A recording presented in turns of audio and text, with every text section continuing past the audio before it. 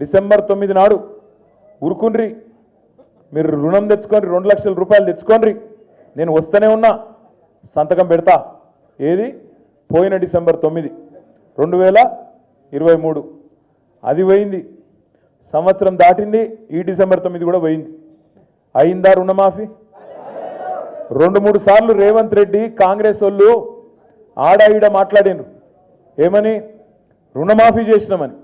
అంటే నేను ఒక్కటే అన్నా, దమ్ముందా? పోదామా? నీ సొంత ఊరు కొండారెడ్డిపల్లె పోదామా, నీ కాన్స్టిట్యున్సీ కొడంగల్ పోదామా, ఏడికి పోదామో రా. ఒక్క ఊర్లోనన్నా 100% రైతులు కనుకొచ్చి రుణమాఫీ అయిందని చెప్తే నేను రాజకీయ సన్యాసం చేసి ఆడికెళ్ళటే వెళ్ళిపోతాం, మళ్ళా రాజకీయాల్లో కూడా ఉండా అని చెప్పిన. కానీ ఆయనకు కూడా తెలుసు, నాకు కూడా తెలుసు, మీకు కూడా తెలుసు, చూసేటోళ్ళు టీవీలలో చూసేటోళ్ళకు కూడా తెలుసు, రుణమాఫీ కాలే. ఎంత మోసం అంటే 49,500 కోట్లు మొత్తం కావాలి రుణమాఫీకి. నా లెక్క కాదు. రేవంత్ రెడ్డి ప్రభుత్వంలోకి రాగానే మొట్టమొదటి వారం 10 రోజుల్లోనే state level bankers committee meeting పెట్టిండు, బ్యాంకులతో మీటింగ్ పెట్టిండు.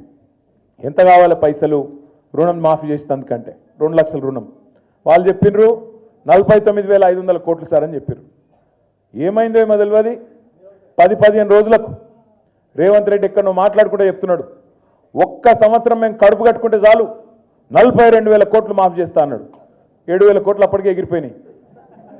10 రోజులకే మార్చిన ఆయన 7,000 కోట్లు ఎగిరిపోయినాయి.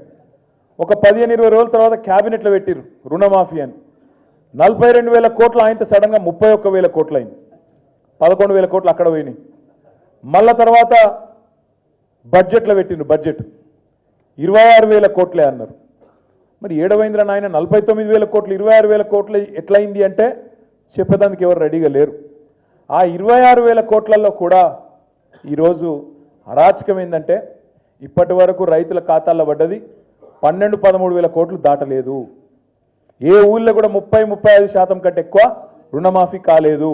ఇది వాస్తవమా? ఎక్కడ కాలే, కొడంగల్లో కాలే, కొండారెడ్డిపల్లిలో కాలే, ఏ ఊళ్ళో కాలే తెలంగాణలో.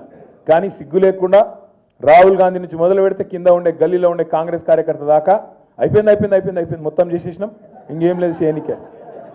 నేను అడుగుతున్నా, ఒక్కరోజు ఇవ్వాలని అధికారం ఉంది కాబట్టి, నేను టీవీలు చూపెడుతున్నాయి కాబట్టి, నువ్వు మొరుగుడు పేపర్లు రాస్తుండ్రు కాబట్టి ఏది పడితే అది మాట్లాడుతున్నావు. రేపు మళ్ళీ ఓట్ల కోసం రైతుల కాడికి పోయినప్పుడు పంచాయతీ ఎన్నికల్లో, జిల్లా పరిషత్ ఎన్నికల్లో ఇదే రైతులు నీకు బుద్ధి చెప్పరా, బుద్ధి చూపెట్టరా, వాళ్ళ తత్తా చూపెట్టరా అని యాడ్ చేసుకొని అడుగుతా ఉన్నా. ఎన్ని రోజులు అబద్ధాలతో గడుపుతావు? నువ్వే కదా చెప్పినావు. ఏమన్నావు నువ్వు అన్నాడు? కేసీఆర్ 10,000 ఇస్తున్నాడు బిచ్చమేసినట్టు, నేను 15,000 వేస్తా అన్నాడు. ఇప్పుడు ఆ 10,000 వేస్తుండా కనీసం? వానాకాలం రైతు బంధు ఎగ్గొట్టినాడు ఎవడు? రేవంత్ రెడ్డినా? అందుకే అన్నవస్త్రం కోసం వస్తే ఉన్న వస్త్రం పోయిందంటారు. అట్లా అయింది ఇవాళ తెలంగాణ రైతాంగం పరిస్థితి. బాధపడుతున్నారు. కొడంగల్లో కూడా రేవంత్ రెడ్డి కోటేసిన ప్రతి రైతన్న బాధపడుతున్నాడు. రాష్ట్రంలో ప్రతి రైతు బిడ్డ అయ్యో బంగారం అసంటి కేసీఆర్ ప్రభుత్వాన్ని పోగొట్టుకొని వీళ్ళని తెచ్చుకున్నాం, పాలిచ్చే బర్రెనిట్స్ పెట్టుకొని తన్నే దున్నపోతుంది తెచ్చుకున్నాం అని చెప్పి వాళ్ళందరూ బాధపడతా ఉన్నారు. ఇది వాస్తవం. రాష్ట్రంలో ప్రతి రైతు బాధపడుతున్నాడు. ఒక్కరు నువ్వు నేనని కాదు, రాష్ట్రంలో ప్రతి ఒక్కరు.